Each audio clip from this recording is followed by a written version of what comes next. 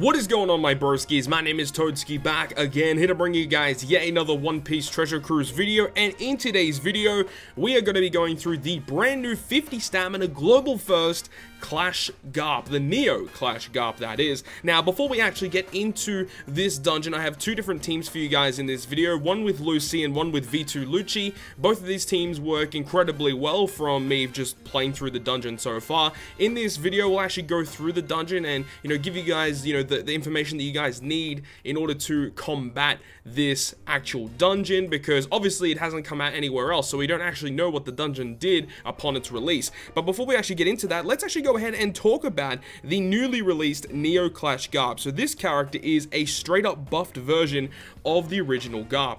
So this character you can see here at max level, at level 99, and obviously he doesn't have a limit break, he's a Neo character. He's a fighter, powerhouse, strength character. With his max stats, he has 2852 health, 1491 attack, which is actually pretty considerable. Let's go ahead and actually see. Do I actually have the old raid GARP on my account? Let's have a look here. Okay, old raid GARP. This character, I'm pretty sure, has pretty weak stats. Yeah, look at that. 1220, well, actually, yeah, 1220 attack the normal raid GARP has. And you see that the normal raid GARP actually only has 2 socket spots, whereas this brand new Neo GARP actually has 4 socket spots, which is amazing. Now, he actually does have a different captain effect from the original GARP version. So this time, his captain effect will boost fighter characters' attack by 2.25, and then boost their health by 1.5. So the difference between this captain effect and the previous GARP's captain effect is the previous one was a Psi captain, being 2 times health and 2 times attack. So this guy will go ahead and reduce the amount of health that he will be boosting by, but gives you a slight increase in attack. Honestly, it's not a very good captain effect because we literally just had the dual unit in Sengoku and GARP, and his captain effect is considerably better than this character's captain effect. And speaking of those units as well, in Sengoku and GARP, this character has a special ability that is actually pretty close to the actual dual unit. So I'm unsure at this current time at what he maxes out at. Hopefully he maxes out at, the same cooldown as the regular GARP, or even lower would be great. But let's go ahead and have a look. So it changes all slots into strength and recovery, and unfortunately he does not have a crewmate ability that treats one of these orbs as beneficial, meaning that you do have to bring characters on your crew to either make them beneficial or to transform them into other orbs, which is a little bit of a downside to this character, I would say. Although, in terms of strength orbs you can count as beneficial, Coliseum Opera is the only one that you can actually fit with the GARP on your team, because the only ones that I actually think of are Invasion GARP, I believe, does it with his limit break, which is not available on global, and Coliseum Opera as well. And I believe Luffy and Ace does it as well, but only for free spirit characters. So unfortunately, he doesn't really have that many other units that can really abuse this, unless if you manipulate the orbs further after you activate this special effect. He also reduces Bind and Despair by 1 turn, which is actually a pretty nice added effect, just to give you a slight little bit of utility. And he also boosts the attack of fighters by 1.75 times for 1 turn. Again, a pretty nice special ability, being manipulation of orbs, slight utility, and a 1.75 times type boost. But as I said, the dual unit GARP and Sengoku is still a far superior unit in my personal opinion.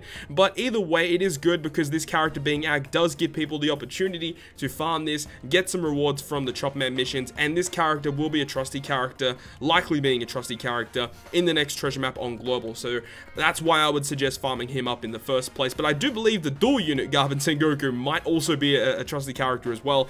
Either way, this is all the information we have at this current point on the new GARP. So let's go ahead and start breaking down the dungeon itself.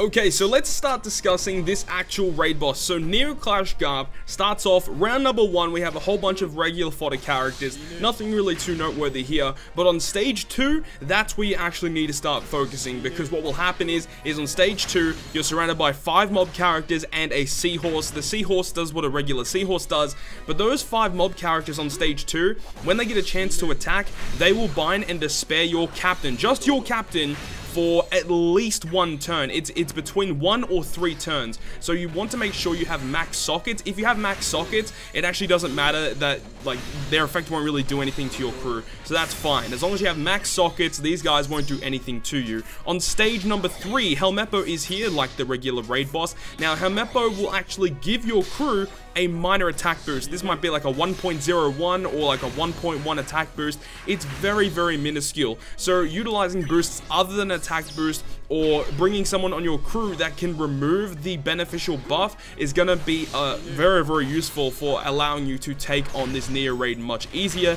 so then you can apply your own attack boost.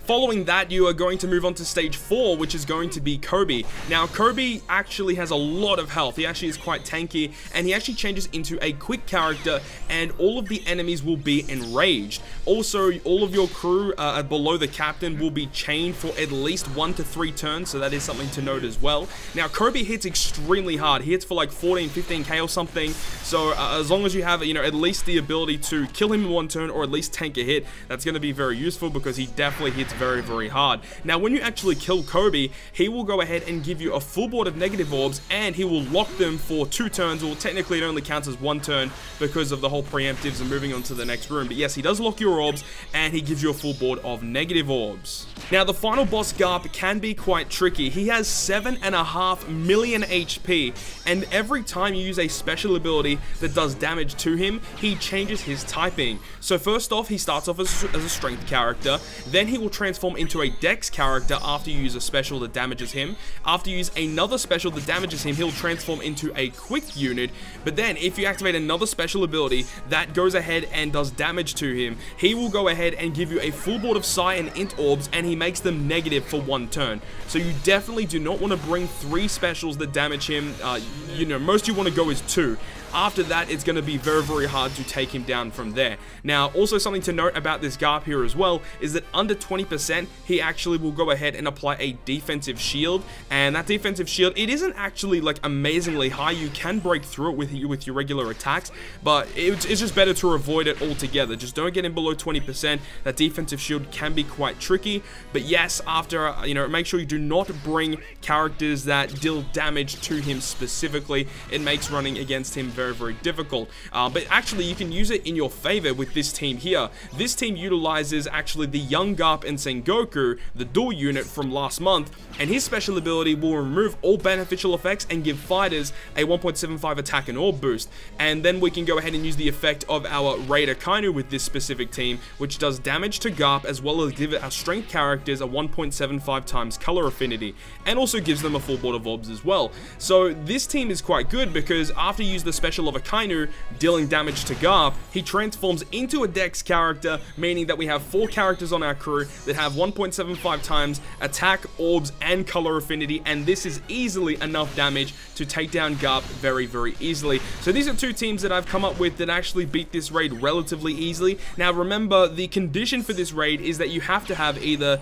slashers, fighters, or shooter characters. Now, I tried building a slasher team. You definitely can, but it is just really annoying to build a slasher team. I would suggest building a shooter team with V2 Lucci as the captain, just because he enables you to speed farm it and gives you lots of damage output, or running a fighter team with like V2 Sanji, and also running characters like Lucci if you need to as a captain, and utilizing Young GARP and Sengoku, using his ability to remove the beneficial effect that will actually be put on your crew by Helmeppo. That makes taking him on much, much easier. But anyways, I really hope you guys have enjoyed this video, and if you guys have enjoyed it, make sure to leave a like, and if you want to stay up to date with all of the content I post on my channel, including more One Piece Treasure Cruise content, make sure to hit the subscribe button down below. But other than that, guys, I'll see you guys within the next video.